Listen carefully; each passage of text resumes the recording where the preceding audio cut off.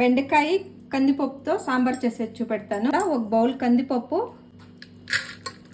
ఒక ఆనియన్, ఒక tomato, water కొంచెము, పసుపు పొడి, ఒక స్పూన్ అంతా ఆయిల్, మూత వేసి 2 విజిల్ పెట్టుకుంటాము. కొంచెం ఆయిల్ వేసిండాను,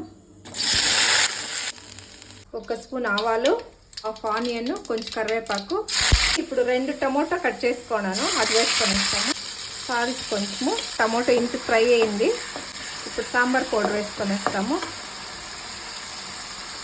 పప్పు పొడికి పెట్టుకోండి, కొద్దిగా వాటర్ దాంట్లో వేసుకుంటాము. బాగా ఉడుకుతా ఉంది. ఇప్పుడు ఉడికి పెట్టుకోండి, పప్పు వేసుకొనిస్తాము. చింతపులుసు కొంచెము. చారు బాగా మరుగుతూ ఉంది.